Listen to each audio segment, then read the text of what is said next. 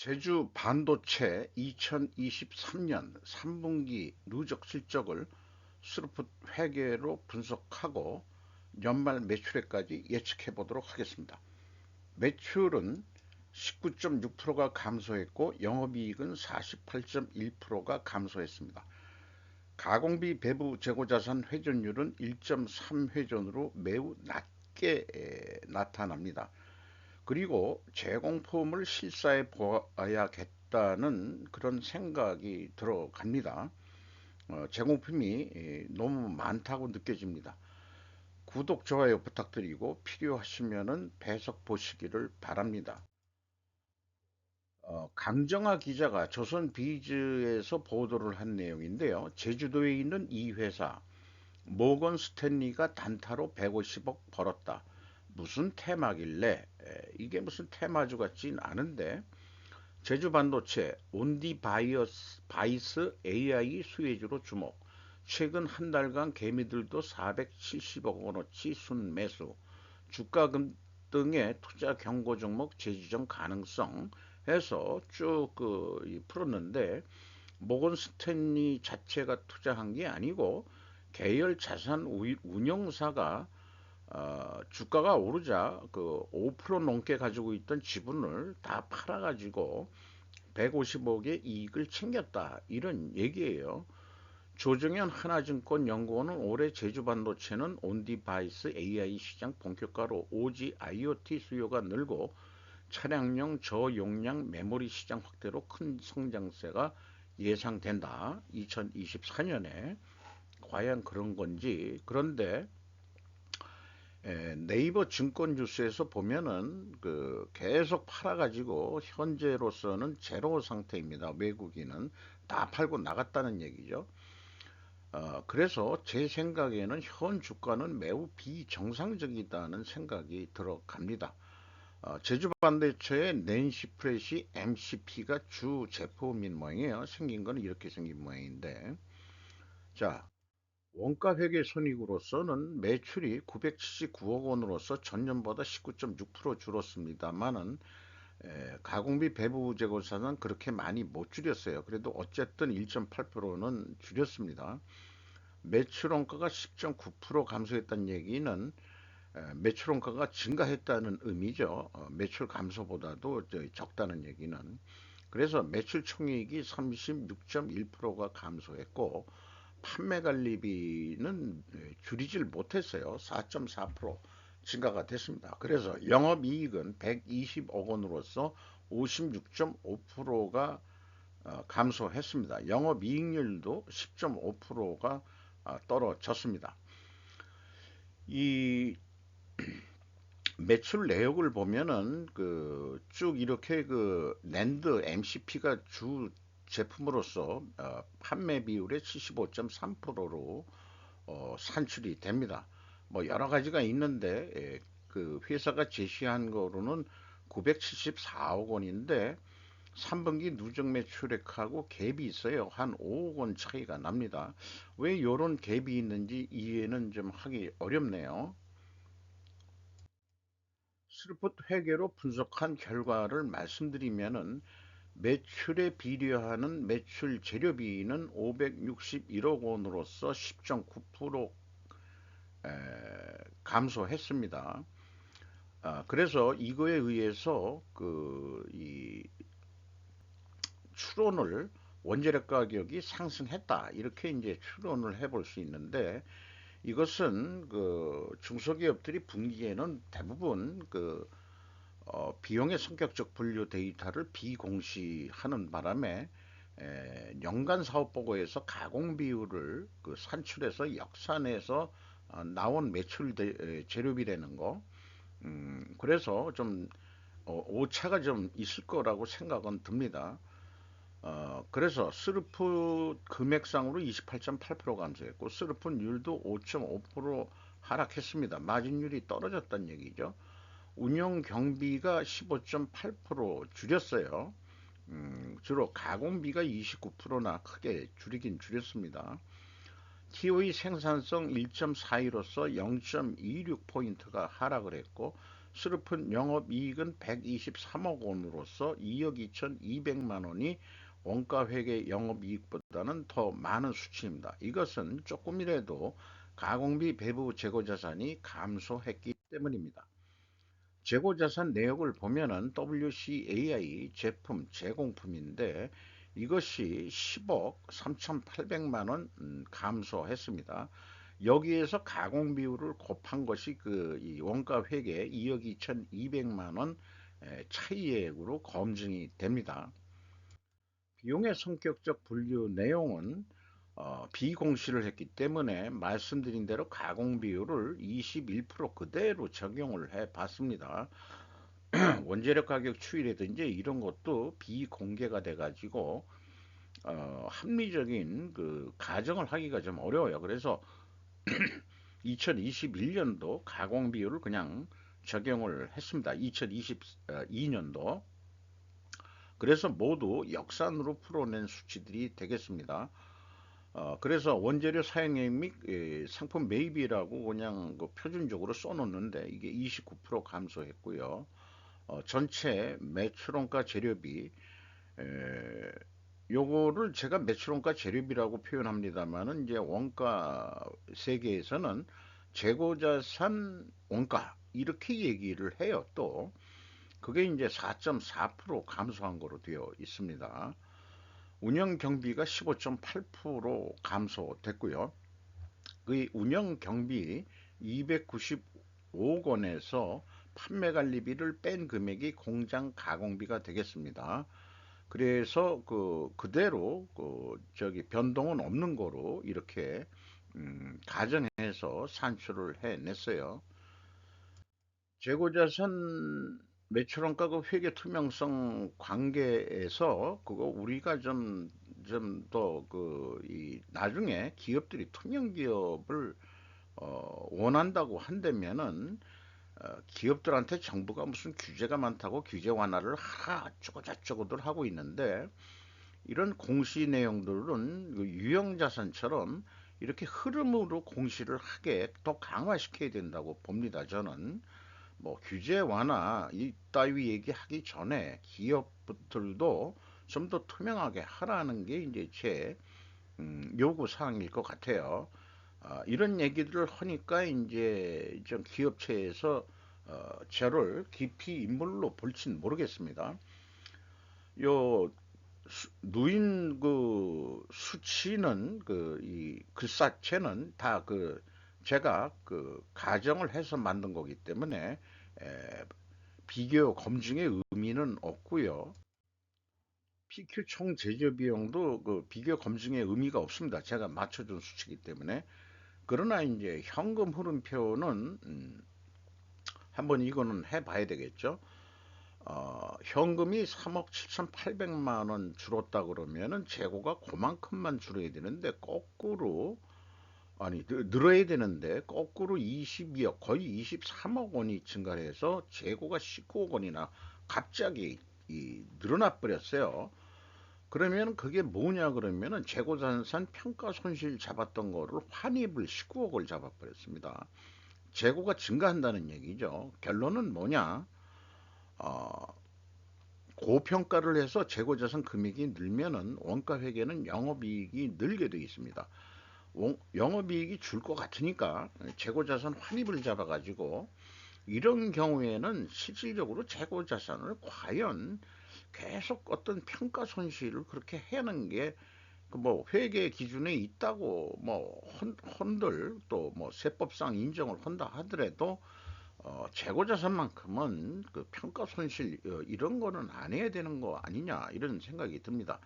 그래서 평가 손실 환입 비율을 전체 재고 자산 비율을 해봤는데 2.5%인데 작년에는 8.2%예요. 이렇게 그 재고 자산 금액이 줄어들고 늘었다. 이거는 이제 늘은 거죠. 마이너스는 이제 환입인으로 되어 있으니까. 올해는 좀 그 폭이 줄었습니다만은 이런 거가 좀 이익 조정 작업에 써먹는 거 아니냐 이런 생각이 들어가요.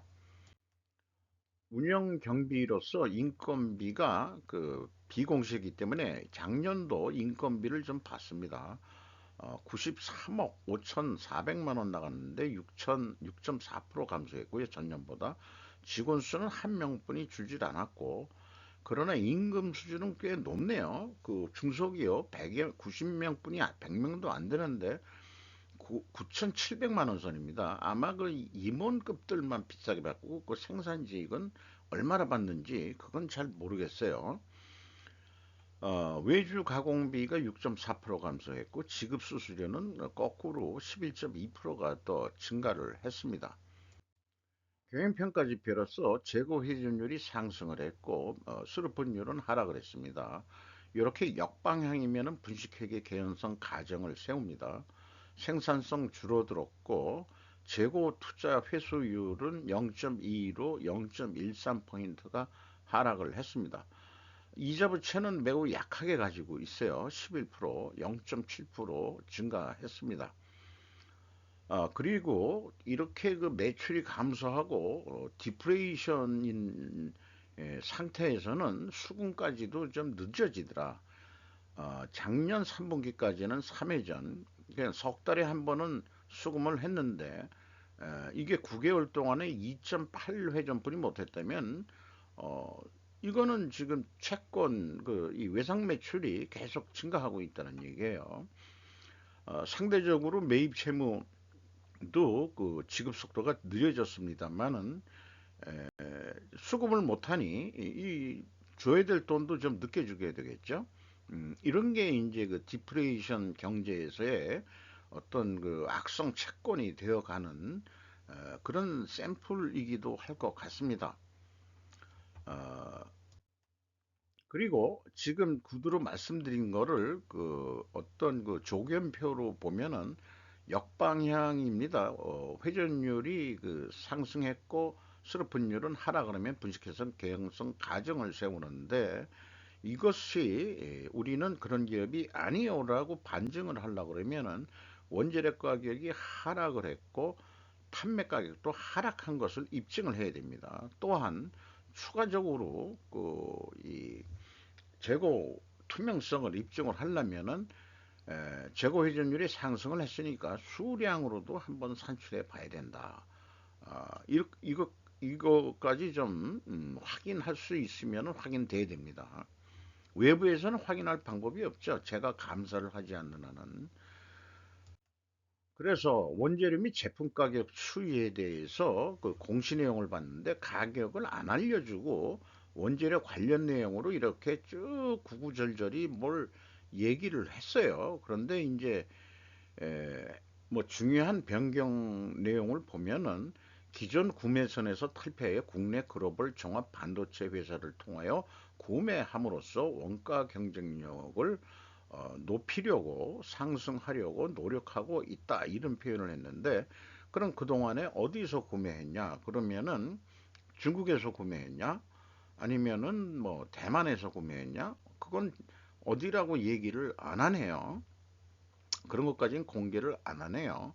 제주도에 공장이 있다 그러면은 글쎄 보통 이 반도체 뭐 원재료 이런 거는 그 뭐 배로 오는 게 아니겠죠. 그 비행기로 그 뭐 부피들이 작으니까 아마 그 원재료도 그렇게 들어올 것 같은데 대만 아닌가 싶기도 하고 또 중국 같기도 하고 그거는 확신할 수가 없습니다. 원가 회계 개념으로 연말 매출액은 1210억 정도 할 것으로 예상이 되고요. 재고가 계속 같은 비율로 계속 준다 그러면은 영업이익은 기대치 151억보다는 줄은 139억 원 정도가 예상이 됩니다. 그런데 재고를 한 2%만 올려보자 증가시킨다. 그러면은 160억의 이익이 돼버립니다. 계획보다도 더 이익이 난다 이거죠. 이것이 원가 회계의 고질적인 그 문제라고 할 수 있겠습니다. 스루프 회계는 재고하고 관련이 없는 거기 때문에 증감하고는 관련이 없는 거기 때문에 이거를 납품 단가라고 얘기한다면 12만 2천 원 원으로 그 산출돼서 나옵니다. 원가 회계보다 높게 나옵니다. 그래서 1.8회전 정도 그 좀 더 노력을 해서 한 7.2% 정도 더 노력을 해보자. 그래서 한 1,300억까지 매출을 늘린다면은 영업이익은 한 186억까지 낼 수 있다. 제가 기록해 놓은 거를 좀 읽어 보겠습니다. 연간 매출액 예측을 납품견적으로 비유하면은 재고 감소 시 판매 가격은 원가 회계 기준보다 높게 나오게 되어 있습니다. 따라서 디프레이션 시기에 구매하는 갑의 입장에서 가격을 너무 후려치지 않는 것이 국가 경제를 위해서도 소망스럽다. 그런 부탁을 하고 싶어요. 갑이 구매를 할 때. 만약 원가 회계 가격으로 계약된다면 비용 절감 이런 사고방식을 버리고 여기처럼 재고 회전율을 7.2% 증가시켜가지고 상승시켜서 이익을 내는 거로 그런 사고방식으로 경영을 해야 될 거라고 믿습니다. 그래서 이 분석을 하다 보면은 나온 통계치가 재고가 감소할 때 경향이 나타나요. 일반적으로 재고 회전율이 상승하고 이익이 증가합니다. 그리고 판매가는 원가 회계보다 높게 나오게 되어 있습니다. 그래서 우리나라가 그 중국이 디프레이션 되면서 우리나라도 덩달아서 디프레이션이 되고 있는데 중국 의존도가 너무 많았다는 얘기죠. 그래서 이 스루풋 관점으로 경영을 하면은 디프레이션을 조금이라도 완화할 수 있지 않겠냐. 이런 생각을 하게 됩니다. 원가 회계의 그 세뇌에 대한 내용 좀 참고해 주시고요. 현금 재무지표로서 캐펙스 자본적 투자는 없고 거꾸로 34억이 줄었고요. 플러스로 나오는 것은 줄었다는 뜻입니다. 음, 그리고 그 EAT 세후 현금 순이익은 145억 원의 돈을 벌었습니다. 어, 투하 자본에 대한 현금 수익률은 8.2%로 거의 10%가 떨어졌죠. 채권자가 한테 그 25억 원을 더 추가 차입을 해서 어, 레버리지율은 11%로 조금 늘어났는데 재무는 그 양호한 편이죠. 이 정도면은 이익 배당 없습니다. 그런데도 왜 그렇게 주가가 올랐는지 그런 거를 모르겠어요. 그리고 최종 16억 원의 현금을 벌었다. 이렇게 얘기할 수 있겠습니다. 주가는 연초보다도 14,480원이 상승한 18,060원으로 지금 시세가가 나오고 있습니다.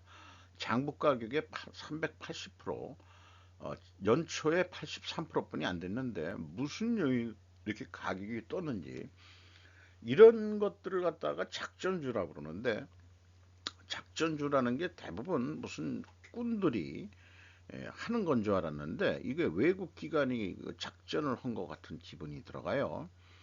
그리고 다 팔고 나갔어요. 이제 남은 일은 주가 폭락뿐이는 남은 게 없을 것 같습니다. 경영 성과도 안 좋은데 뭔 그렇게 주가가 올라갈 리가 하나도 없다 이거예요.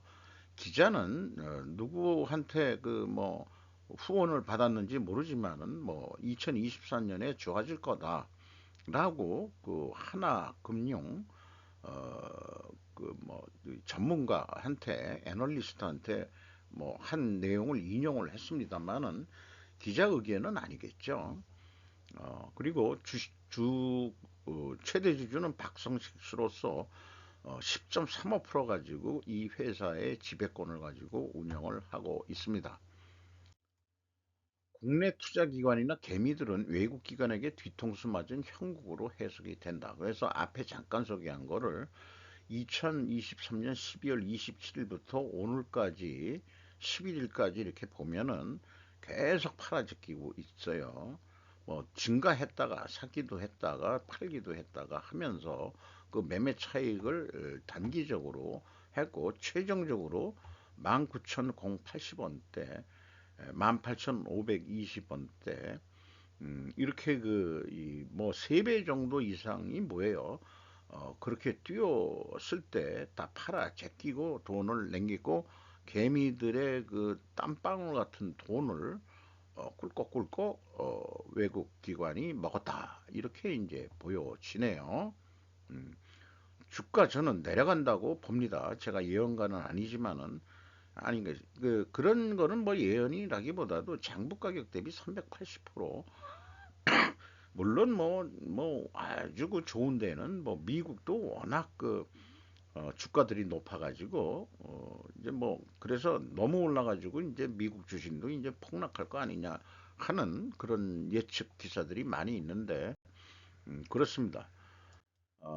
요 그 내용은 딜레마인데 나중에 기회가 있으면은 시간을 내서 차근차근히 한번 별도의 그 장으로서 요거 한 장 가지고 한 30분은 떠들 수 있을 거예요. 아, 그 참고로 이거는 그 매번 그 매 건 분석마다 그 안 잊어버리려고 이렇게 그 자료로 남겨 놓고 있습니다. 마치도록 하겠습니다.